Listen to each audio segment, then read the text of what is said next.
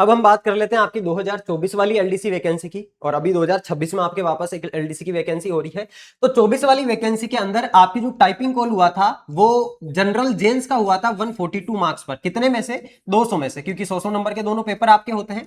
OBC का आपके typing call हुआ था 138 मार्क्स पे, एससी का टाइपिंग कॉल हुआ था 118 नंबर पे, और एसटी का टाइपिंग कॉल हुआ था 110 नंबर पे। ये वाले नंबर आपके 200 में से है। और यहां पर अगर मैं बात करूं टाइपिंग के बाद में फाइनल सिलेक्शन की, क्योंकि देखो पहले आपके रिटर्न एग्जाम होगा 200 नंबर का, उसके बाद आपके टाइपिंग होगा 100 नंबर का, उसके बाद आपके 2 गुना की लिस्ट आएगी, फिर आपके फाइनल लिस्ट आती है सिलेक्शन वाली। तो उस सिलेक्शन वाली लिस्ट में आपके जनरल जेन्स की कट ऑफ थी 231, ये थी नॉन टीएसपी वालों की। आरपीएससी और सेक्रेटरीट के लिए तो कट ऑफ इससे भी ज्यादा थी, लगभग 246 के आसपास। बट ये वाली कट ऑफ आपकी जनरल, आप जो एलडीसी सेलेक्ट होते हो स्कूल के अंदर बाबू, उसकी थी।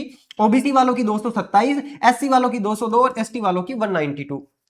अब आपके मन में यह सवाल उठेगा कि सर हमें इस बार पेपर में कितने सवाल अटेंड करके आने। तो देखो मैं हमेशा जो आपसे बात कहता हूं कि आपको सेफ स्कोर के चक्कर में नहीं उलझना है। पेपर का पैटर्न कैसा आ रहा है, पेपर का लेवल कैसे आ रहा है, वो लेवल डिसाइड करेगा कि आपको कितने सवाल एग्जाम में अटेंड करने हैं, या आपकी कट ऑफ कितनी रहने वाली है, या सेफ स्कोर कितना रहने वाला है। फिर भी अगर पिछले एनालिसिस के आधार पर देखें और पेपर अगर आपका मॉडरेट आता है, तो आपको पेपर 1 और पेपर 2 दोनों के अंदर मेरे प्यारे लाडलो लगभग आपको 120 प्लस प्रश्न तो सही करने ही होंगे, अगर आप फाइनल सिलेक्शन लेना चाह रहे हैं तो, अगर पेपर मॉडरेट आता है तो। बाकी अगर पेपर हार्ड आता है तो हो सकता है इससे कम भी जा सकता है। तो आपको जो मैंने राउंड 1 और राउंड 2 की अप्रोच बताई है, उस अप्रोच के आधार पर ही पेपर को अटेंड करना है, ताकि आप लोग 1/3 नेगेटिव मार्किंग से अपने आप को बचा सको।